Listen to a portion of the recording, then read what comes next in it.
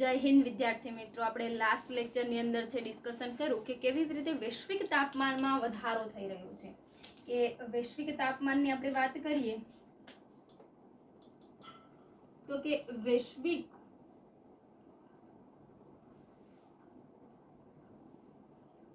વૈશ્વિક તાપમાનમાં કેવી રીતે વધારો થઈ રહ્યો છે તો કે સતત ને સતત છે એ સતત ને સતત જે ગ્રીન હાઉસ વાયુ છે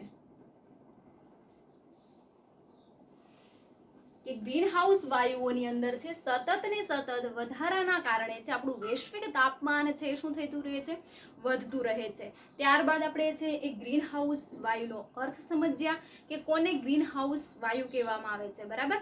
તો કે જે ગ્રીન હાઉસ વાયુ હતો કોને ગ્રીન હાઉસ વાયુ આપણે કહીએ છીએ તો કે કાર્બન ડાયોક્સાઇડ,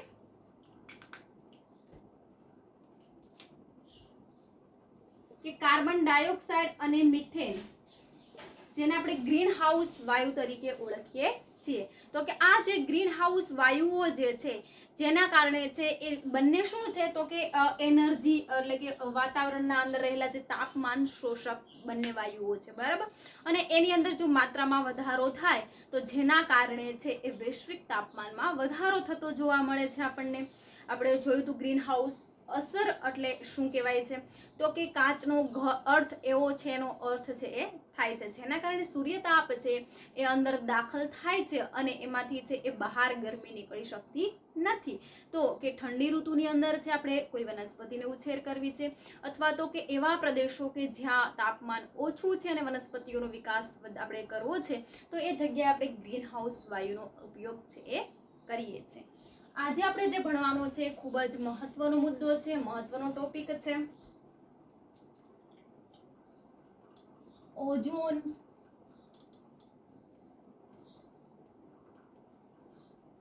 ઓઝોન વાયુની અંદર છે ઓઝોન સ્તરની અંદર ભંગાણ કેવી રીતે થાય છે અથવા તો કે સમતાપ મંડળ અથવા તો ઉદ્ધવ મંડળ તરીકે કોને ઓળખવામાં આવે છે। આજનો ટોપિક આ ચેપ્ટરનો મોસ્ટ આઈએમપી ટોપિક આપણે કહી શકીએ છીએ કારણ કે વારંવાર છે એ એક્ઝામની અંદર છે એ પૂછાતું હશે।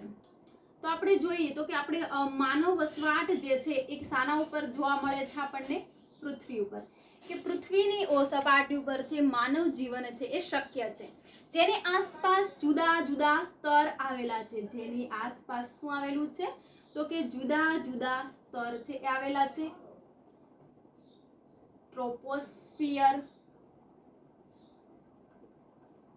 ટ્રોપોસ્ફિયરની બહારના બાજુએ જે છે એ ઓઝોન સ્તર આવેલું છે।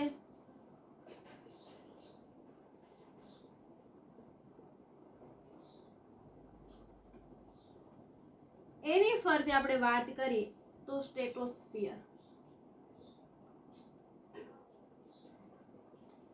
અહીંયા હજુ બે સ્તર આવેલા હોય છે, મેસોસ્ફિયર અને થર્મોસ્ફિયર, જે આપણે ટેક્સ્ટબુકની અંદર ઉલ્લેખ નથી પરંતુ જો જોઈએ તો કે પૃથ્વીના લેયરને આપણે કેટલા ભાગની અંદર વિભાજિત કરી શકીએ છીએ, 4।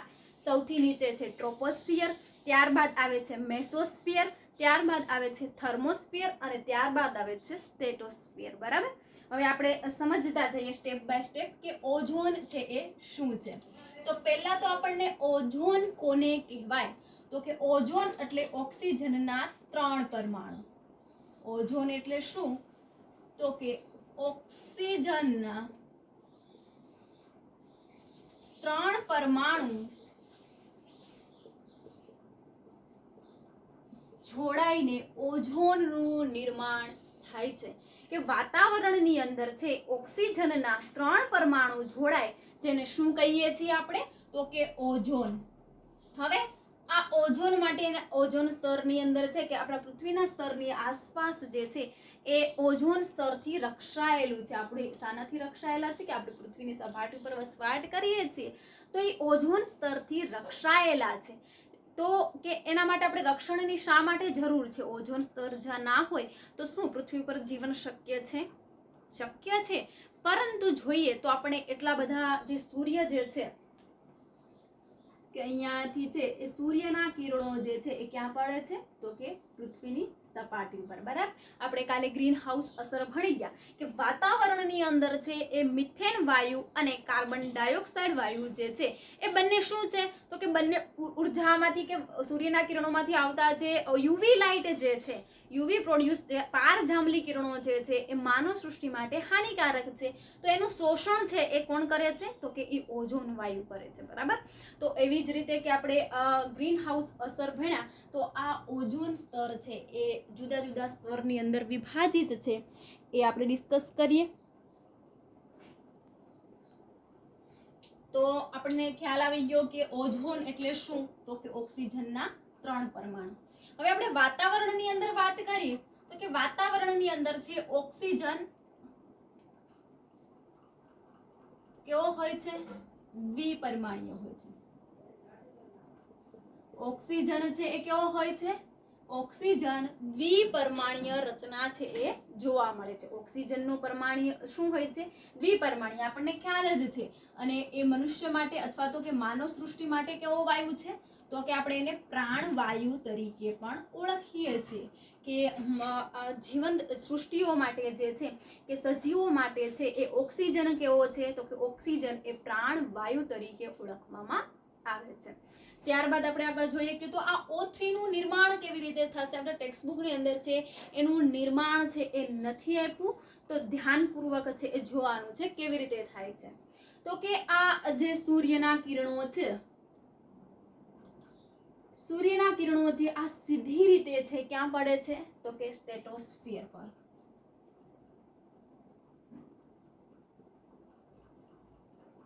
સ્ટ્રેટોસ્ફિયર પર જે છે એ સૂર્યના કિરણો છે એ પડે છે, જેમાં યુવી કિરણો. હવે આ યુવી કિરણો જે છે એને કહેવાય છે પારજાંબલી કિરણ. યુવી કિરણોને કેવા કિરણો કહેવામાં આવે છે તો કે પારજાંબલી કિરણ કહેવામાં આવે છે. તો કે આ પારજાંબલી કિરણ જે છે એ ઓઝોન વાયુનું નિર્માણ કરવામાં મદદરૂપ થાય છે. કેવી રીતે થાય છે એ આપણે જોઈએ. એ પહેલા આપણે જોઈએ કે આ પૃથ્વીની સપાટી ઉપર છે એ ઓઝોન વાયુ તરીકે છે કયા કયા વાયુઓ જોવા મળે છે તો કે CFC. તો CFC ને શું કહેવાય છે, ક્લોરોફ્લોરોકાર્બન. કે CFC નું પૂરું નામ શું છે, ક્લોરોફ્લોરોકાર્બન. અહીંયા S જે છે એ બહુવચન સૂચવે છે. બરાબર, એનું કોઈ શોર્ટ ફોર્મ ની અંદર એનું નામ છે એ નથી. કે CFC S લખેલું છે, તમે ધ્યાનથી જોજો કોઈ પણ ટેક્સ્ટ બુક ની અંદર. તો કે ક્લોરોફ્લોરોકાર્બન્સ તરીકે એને ઓળખવામાં આવે છે. એના સિવાયની જોઈએ તો HFC પણ આવેલું હોય છે જેને હાઇડ્રોકાર્બન્સ કહેવાય છે. HFC આવેલું હોય છે જેને શું કહેવાય છે તો કે હાઇડ્રોકાર્બન તરીકે ઓળખવામાં આવે છે. તો કે હવે આ ક્લોરોફ્લોરોકાર્બન જે છે એમાંથી ક્લોરીનનો પરમાણુ, એમાંથી જે છે એ ક્લોરીન પરમાણુ જે છે એ ક્યાં ભળે છે તો કે વાતાવરણના વાયુઓ સાથે. ક્લોરીનનો પરમાણુ જે છે એ વાતાવરણના વાયુ સાથે છે એ ભળે છે. એટલે કે વાતાવરણની અંદર યુવી કિરણો, પારજાંબલી કિરણો જે છે એ આ સ્ટ્રેટોસ્ફિયરની અંદર પસાર થઈ શકતા નથી. શા માટે તો કે આપણું રક્ષણાત્મક આવરણ છે. શું છે આપણું તો કે રક્ષણાત્મક આવરણ છે. એ યુવી કિરણો જો પસાર થાય, જો આ યુવી કિરણો જે છે એ મનુષ્ય માટે કેવા છે તો કે મનુષ્યના કોષમાં શું આવેલું છે, જનીન દ્રવ્ય. મનુષ્યના કોષની અંદર છે શું આવેલું છે, જનીન દ્રવ્ય આવેલું છે. એ જનીન દ્રવ્ય એટલે કે જેને આપણે DNA કહીએ છીએ અથવા પ્રોટીન. DNA એ બધું શાનું બનેલું છે, પ્રોટીનનું. તો એ શું કરે છે, પારજાંબલી કિરણો શોષી લે છે. પારજાંબલી કિરણોને શું કરી લે છે, શોષી લે છે. પારજાંબલી કિરણો જે છે એ DNA દ્વારા અને પ્રોટીન દ્વારા છે એ ઝડપથી શોષાઈ જાય છે. એટલા માટે એની અંદર છે શું ઉત્પન્ન થશે, વિકૃતિ. એની અંદર છે શું ઉત્પન્ન થશે તો કે વિકૃતિ ઉત્પન્ન થશે. તો જનીન દ્રવ્ય શું છે તો કે જનીન દ્રવ્ય છે પેઢી દર પેઢી છે એ લક્ષણોનું વહન છે એ કરે છે. બરાબર, આટલા માટે છે એ હાનિકારક છે એ સાબિત થાય છે. હવે આપણે જોઈએ કે જુદા જુદા આ સ્તર આવેલા છે એનું ભૂમિકા શું છે. તો કે પૃથ્વીના નજીકની સ્તર આ જે ટ્રોપોસ્ફિયર જે છે એ ખરાબ ઓઝોન તરીકે ઓળખાય છે. શું તરીકે ઓળખાય છે? ખરાબ ઓઝોનના સ્તર તરીકે પણ ઓળખાય છે. એની મધ્યમાં આ જે બ્લેક લાઈન કરું છું આપણા પૃથ્વીની ફરતે જે છે એ ઓઝોન સ્તરથી રક્ષાયેલું છે, એટલે કે O3 થી રક્ષાયેલું છે. અને એના બાદ જે છે એ સ્ટેટોસ્ફિયર આવેલું છે. તો સ્ટેટોસ્ફિયર જે છે એ પૃથ્વીની સપાટીથી આપણે અહીંયા જોઈએ તો કે 30 થી 50 કિલોમીટરના અંતરે આવેલું છે. ક્યાં આવેલું છે? તો કે આપણે પૃથ્વીની સપાટીથી જોઈએ તો કે ઉપરની ઉપર જોઈએ તો કે એ 30 થી 50 કિલોમીટર જેટલું આવેલું છે. તો કે આ પૃથ્વીની સપાટીથી લઈને આ જે વાતાવરણના વાયુનો જે સ્તંભ રચાય જે છે, પૃથ્વીની સપાટીથી વાતાવરણમાં જે સ્તંભની રચના જે થાય છે, એટલે કે વાતાવરણના સ્તંભ એટલે કે અહીંયાથી લઈને આપણે જે સ્ટેટોસ્ફિયરની વાત કરીએ તો એ આખો જે સ્તંભ રચાય છે જે અથવા તો કે જાડાઈ જે છે એ ડોસ્બલ એકમમાં મપાય છે.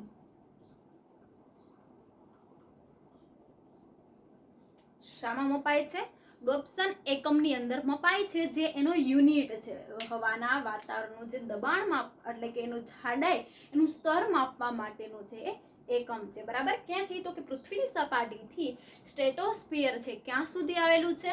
તો કે 30 થી 50 કિલોમીટરની અંતરે છે એ આશરે આવેલું છે. બરાબર. હવે આપણે આગળ જોઈએ કે આ સ્ટેટોસ્ફિયર છે એ રક્ષણાત્મક આવરણ છે. આ ખરાબ ઓઝોનના સ્તર તરીકે ઓળખાય છે.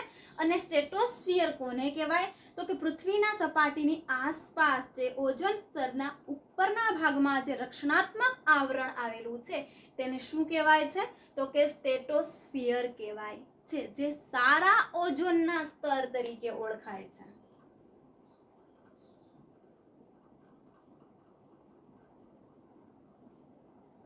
કેવી રીતે ઓળખાય છે? તો કે સારા ઓઝોનના સ્તર તરીકે ઓળખવામાં આવે છે. ટ્રોપોસ્ફિયર જે પૃથ્વીની સપાટીની ખૂબ જ નજીક છે મનુષ્ય માટે અને અન્ય સજીવો માટે હાનિકારક છે, જેને ખરાબ ઓઝોન સ્તર તરીકે ઓળખાય છે. હવે કે જે કિરણો આવે છે જેની તરંગ લંબાઈ, કે આ યુવી કિરણોની તરંગ લંબાઈ કેટલી હોય છે? તો કે 310 થી 550 નેનોમીટર આશરે. આટલી 500 અથવા કે 550 નેનોમીટર તરંગ લંબાઈ ધરાવે છે. તો કે આવી ટૂંકી તરંગ લંબાઈ ધરાવતા હોવાથી એ માનવ સજીવ ઉપર છે હાનિકારક અસરો ઊભી કરે છે. કે એની તરંગ લંબાઈ કેવી છે? ટૂંકી છે. અને ટૂંકી તરંગ લંબાઈ વાળા કિરણો છે એ આપણા માનવ સૃષ્ટિ માટે શું છે? હાનિકારક છે એ સાબિત થાય છે. હવે આપણે જોઈએ કે આ જે યુવી કિરણો જે છે કે ઓક્સિજનનો દ્વિપરમાણીય અણુ જે છે એ યુવી કિરણોની અંદર એટલે કે યુવી કિરણોની હાજરીમાં એટલે કે યુવી કિરણો જે છે ત્યારે એનું રૂપાંતરણ છે એ કેમાં થઈ જાય છે? ઓક્સિજનના સિંગલ અણુની અંદર રૂપાંતરણ થઈ જાય છે. એ જ ઓક્સિજનનો પરમાણુ એટલે કે આ એક ઓક્સિજનનો પરમાણુ જે છે એ બીજા ઓક્સિજનના આ એક ઓક્સિજન છે એ કેવો છે? આણ્વીય સ્વરૂપે છે. આ દ્વિપરમાણીય છે. બરાબર. તો એ નિર્માણ થઈને O3 નું નિર્માણ છે એ થાય છે અને ઓઝોન છે એ બને છે. હવે આ ઓઝોન આ જે ઓઝોનનો પરમાણુ જે છે એની આપણે વાત કરીએ તો એ O3 નું રૂપાંતરણ છે એ ક્લોરીન પરમાણુ કરી દેશે. આ ઓક્સિજનનો એક પરમાણુ આપણા માટે ખતરનાક સાબિત છે એ થશે. બરાબર. કે શા માટે? કારણ કે આપણા જે કયા તો કે આપણા શ્વાસ્ય વાયુ છે એની સાથે છે એ ભળી જાય છે. હવે જો આપણે જોઈએ કે આ ઓઝોન જે છે એનું ડિપ્લેશન કે આનું આ વિઘટન આપણે આ શું ઉલટી પ્રક્રિયા પ્રોસેસ લખી છે એટલે તમને સમજાય જાય. બરાબર. કે આ ઓક્સિજનનું જે પરમાણુ જે છે એ ઓક્સિજનનું વિઘટન થાય છે. ઓક્સિજનનું શું થાય છે? આ ઓઝોન સ્તરનું ડિપ્લેશન થાય છે, વિઘટન કે ક્ષયન થાય છે. શું થાય છે? એનું વિઘટન થાય છે, ડિપ્લેશન થાય છે, ક્ષયન થાય છે કે ભંગાણ થાય છે. તો કે કોની હાજરીમાં? તો કે ક્લોરીન પરમાણુની હાજરીમાં.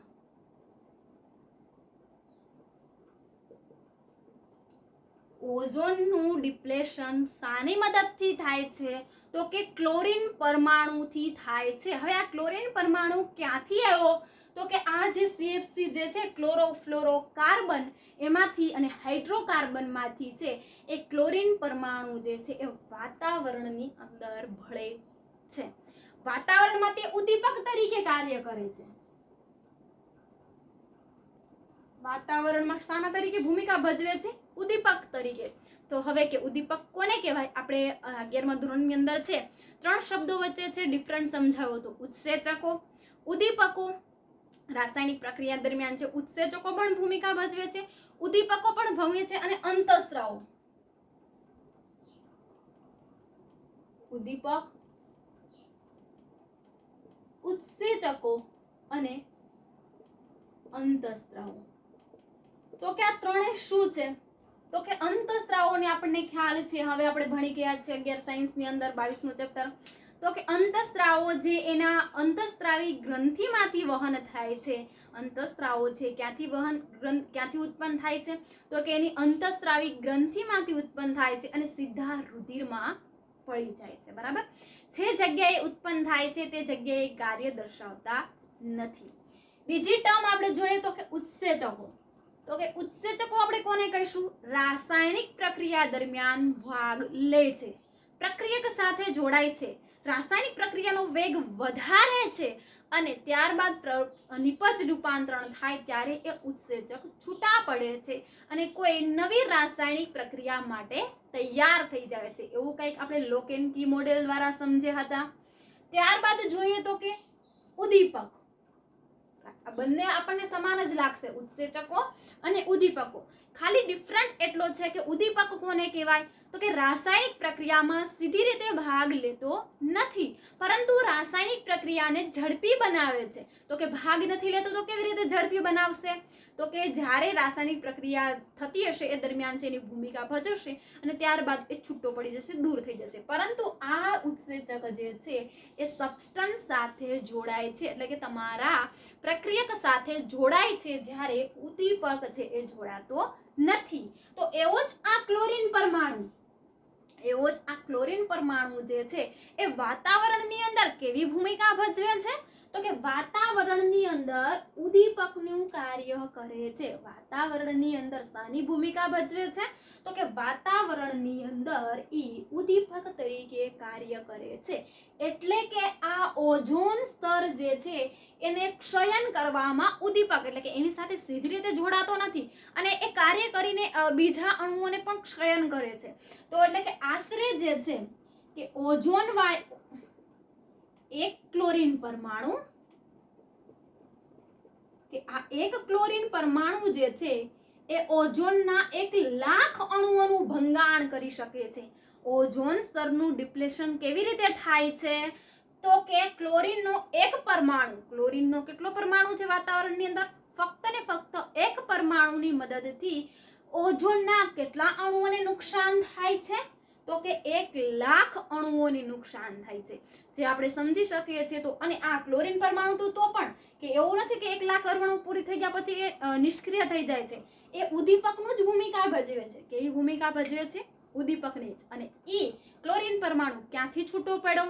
તો કે માનવ સૃષ્ટિ દ્વારા જે માનવ સંસાધન, કૃત્રિમ સંસાધનોનો ઉપયોગ જે છે એ એના ઘરની અંદર રેફ્રિજરેટરમાંથી છે એ છૂટો પડે છે.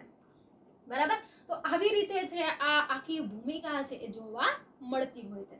હવે આપણે જોઈએ ઓઝોન ગર્ત કોને કહેવાય?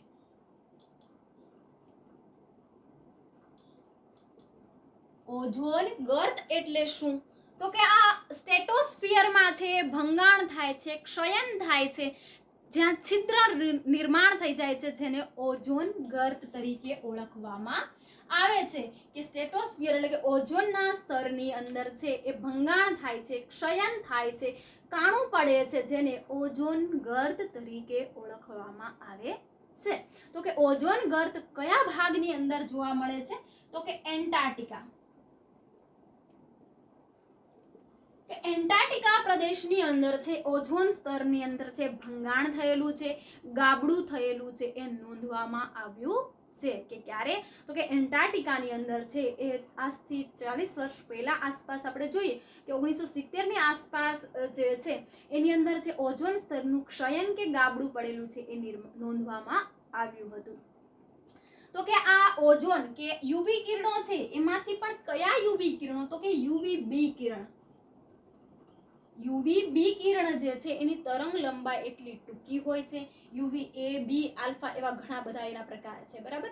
એમાંથી કયા પ્રકારની નુકસાન કરે છે તો કે યુવીબી પ્રકારના કિરણો છે એની તરંગ લંબાઈ અત્યંત ટૂંકી હોવાના કારણે છે આપણા જનીન દ્રવ્ય પર એની અસર થાય છે। હવે આ ઉપરાંત જોઈએ તો ક્યાં આપણને અસર કરે છે તો કે યુવી કિરણો છે આપણી ચામડીને, ઝડપી વૃદ્ધત્વ, કેન્સર।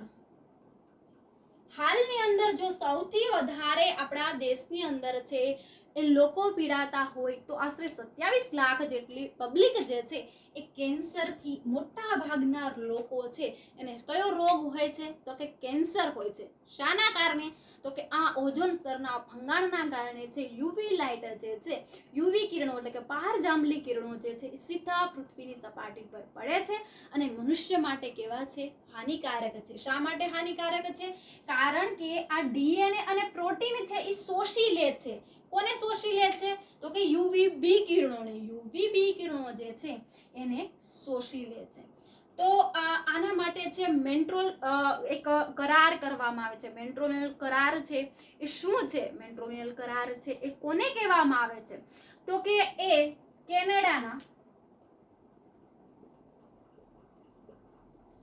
કેનેડાની અંદર છે એના ઉપર છે જુદા જુદા 46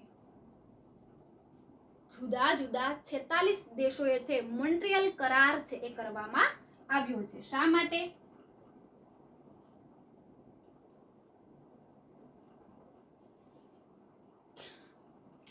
તો કે આખા વિશ્વની આપણે વાત કરીએ તો કે આખા વિશ્વ માટે છે યુવીબી લાઇટ હાનિકારક જ છે। ઓઝોન સ્તર છે એ જળવાઈ રહેવું જોઈએ। ઓઝોન સ્તર શાના કારણે ક્ષયન પામે છે તો કે માનવ અને સંસાધનો જે કૃત્રિમ રીતે ઉપયોગી થાય છે વધારે વેડફાય છે એના કારણે છે ઓઝોન સ્તરની અંદર ગાબડું પડે છે। તો કે અહીંયા જે છે એ 16 સપ્ટેમ્બર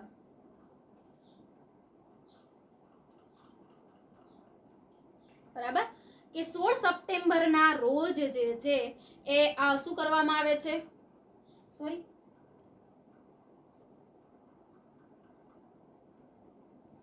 16 તારીખના જે રોજ છે એની અંદર શું કરવામાં આવે છે તો હમણાં ટૂંક સમયની અંદર 4-5 દિવસ પહેલા જે છે ઓઝોન દિવસ તરીકે ઓળખવામાં આવે છે। શાના કારણે તો કે આ મોન્ટ્રિયલ કરારના કારણે। શા માટે કરવામાં આવ્યા તો કે આખા વિશ્વ માટે છે એ આ ઓઝોન સ્તરની અંદર છે ક્ષયન પામવું એક ચિંતાજનક વિષય છે। તો એમાંથી છે એ બધા જ દેશો મોટા ભાગના દેશોએ શું કર્યું સંધિ કરો, કરાર કરો કે પોતાના દેશની અંદર છે એ ઓઝોન સ્તરનું રક્ષણ થાય એટલા માટે છે આ ક્લોરીનનો પરમાણુ જે વાતાવરણની અંદર ક્લોરીન વાયુ જે છે મુક્ત થાય છે એના ઉપર પ્રતિબંધ રાખવામાં આવ્યો છે।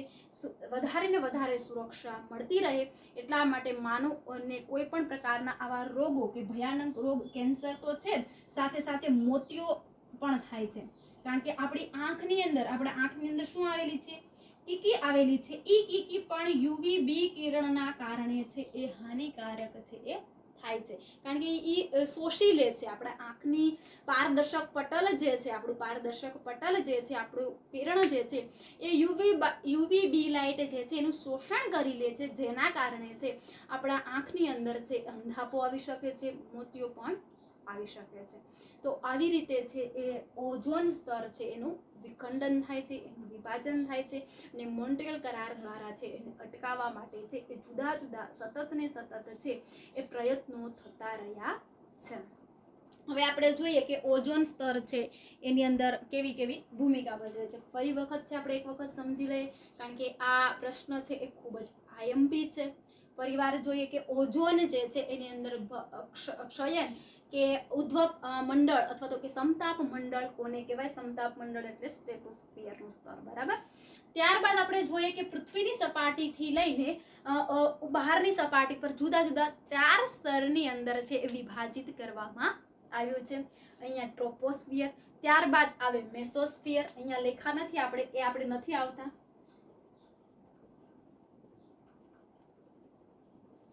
થર્મોસ્ફિયર કે ટ્રોપોસ્ફિયર, થર્મોસ્ફિયર, મેસોસ્ફિયર, થર્મોસ્ફિયર અને સ્ટેટોસ્ફિયર, એવા જુદા જુદા પૃથ્વીની સપાટીની બહારના બાજુએ છે 4 સ્તરોની અંદર એને વિભાજિત કરવામાં આવ્યું છે. હવે ટ્રોપોસ્ફિયર જે છે એ ખરાબ ઓઝોનના સ્તર તરીકે ઓળખવામાં આવે છે. કેવી રીતે ઓળખાય છે? તો કે ખરાબ ઓઝોનના સ્તર તરીકે એને ઓળખવામાં આવે છે. ત્યારબાદ છે સ્ટેટોસ્ફિયર જે છે એ સારા ઓઝોનના સ્તર તરીકે ઓળખાય છે કે પૃથ્વીની સપાટીના નીચે જ ટ્રોપોસ્ફિયર આવેલું છે. પ્રથમ આવરણ કયું છે? તો કે ટ્રોપોસ્ફિયર. અંતિમ આવરણ કયું છે? તો કે સ્ટેટોસ્ફિયર. બરાબર. હવે ઈ સ્ટેટોસ્ફિયર છે કેટલી કિલોમીટરના અંતરે આવેલું છે? તો કે પૃથ્વીની સપાટી લઈને ઉપર સ્ટેટોસ્ફિયરનું આવરણ જે છે એ 30 થી 50 કિલોમીટરના અંતરે છે એ આવેલું છે. બરાબર. તો આવી રીતે જ આપણે એને જોઈએ. સ્ટેટોસ્ફિયર જે છે એ પૃથ્વીની આસપાસ રક્ષણાત્મક આવરણ રચે છે કે સૂર્યના તાપમાંથી, સૂર્યના કિરણોમાંથી યુવીબી લાઇટ જે છે એ યુવી કિરણો છે એ પૃથ્વીની સપાટી માટે હાનિકારક છે એ સાબિત થાય છે. તો કે પહેલા તો આપણે એ સમજીએ કે O3 કેવી રીતે નિર્માણ થાય છે કે ઓક્સિજનના 3 પરમાણુ જોડાય અને ઓઝોનનું નિર્માણ થાય. બરાબર. હવે કે વાતાવરણની અંદર છે એ O2 આપણને દ્વિપરમાણીય સ્વરૂપે જોવા મળે છે, જે યુવીબી કિરણોને કારણે અને ક્લોરીન પરમાણુના કારણે જે છે એ ઓક્સિજનના એક પરમાણુની અંદર નિર્માણ થાય છે, એટલે કે પરમાણ્વીય રચના ધારણ કરે છે, જે આ ખતરનાક છે, હાનિકારક છે. બરાબર. અને એની સાથે જોડાઈને ઓઝોન સ્તરનું, ઓઝોન વાયુ છે એ નિર્માણ થાય છે. ત્યારબાદ જોઈએ કે આપણે ઓક્સિજન છે કેવો છે? તો કે પ્રાણવાયુ છે. કે આ યુવીબી કિરણો છે જેને આપણે પારજાંબલી કિરણો કહીએ છીએ એ આપણા માટે કેવી રીતે હાનિકારક છે? તો કે આપણા કોષની અંદર રહેલું જે આપણું જનીન દ્રવ્ય છે, કોષની અંદર આપણું રહેલું જે જનીન દ્રવ્ય છે એમાં રહેલું ડીએનએ અને પ્રોટીન એ બંને શોષી લે છે. યુવીબી લાઇટને શું કરે છે? શોષી લે છે. તો આપણા ડીએનએ ની અંદર વિકૃતિ ઉત્પન્ન થાય છે અને એ વિકૃતિના કારણે છે એ આપણે પેઢી દર પેઢી શું થાય છે? તો કે બાળકોની અંદર ખોડખાપણ છે એ જોવા મળે છે. ત્યારબાદ જોઈએ તો કે આપણા આ ઓઝોન સ્તર જે છે, ઓઝોનનું સ્તર જે સ્ટેટોસ્ફિયર જે છે એની અંદર ક્ષયન થાય છે, ભંગાણ થાય છે, જેને કહેવાય છે ઓઝોન ગર્ત કહેવાય છે. એને શું કહેવાય છે? ઓઝોન ગર્ત તરીકે ઓળખવામાં આવે છે. ઓઝોન ગર્તની વ્યાખ્યા પૂછાય તો કે સ્ટેટોસ્ફિયર અથવા તો કે ઉર્ધ્વમંડળ કે સમતાપ મંડળની અંદર છે સતત ને સતત છે ઓઝોન સ્તરની અંદર છે ભંગાણ ક્ષયન થાય છે, વિઘટન થાય છે, જેને આપણે ઓઝોન ગર્ત તરીકે ઓળખીએ છીએ. એન્ટાર્કટિકા પ્રદેશ ઉપર જે છે એ ઓઝોન સ્તરનું ભંગાણ સતત ને આપણને જોવા મળે છે. ત્યારબાદ આપણે જોઈએ કે આ જે ક્લોરીન પરમાણુ જે છે, ક્લોરીન પરમાણુ CFC જે છે જેને શું કહેવાય છે? તો કે ક્લોરોફ્લોરોકાર્બન તરીકે ઓળખવામાં આવે છે. ક્લોરોફ્લોરોકાર્બન. તો એ ક્લોરોફ્લોરોકાર્બન્સ જે છે એની અંદરથી ક્લોરીન પરમાણુ વાતાવરણની અંદર છૂટો પડે છે. એ કેવી રીતે કાર્ય કરે છે? તો કે ઉદ્દીપક તરીકે વાતાવરણની અંદર છે એ કેવી ભૂમિકા ભજવે છે? તો કે ઉદ્દીપક તરીકેની ભૂમિકા ભજવે છે. હવે એ ક્લોરીન પરમાણુ જે છે એ આપણે જોઈએ તો કે એ ઓઝોનના 1,00,000 પરમાણુને નુકસાન કરી શકે છે. કેટલા પરમાણુને? તો કે 1,00,000 પરમાણુઓને નુકસાન કરી શકે છે. એટલા માટે તો એ શું કહેવાય છે? હાનિકારક છે એ કહેવાય છે. હાઇડ્રોકાર્બન્સ, આ શું HFC પણ છે આપણને આવેલું હોય છે, જે હાઇડ્રોકાર્બન્સ જે માનવ સંસાધન છે ઉપયોગ કરે છે, જેના કારણે વાતાવરણની અંદર જે જુદા જુદા હાઇડ્રોકાર્બન્સ અને ક્લોરોફ્લોરોકાર્બન્સ છે સતત ઉમેરાતા રહે છે.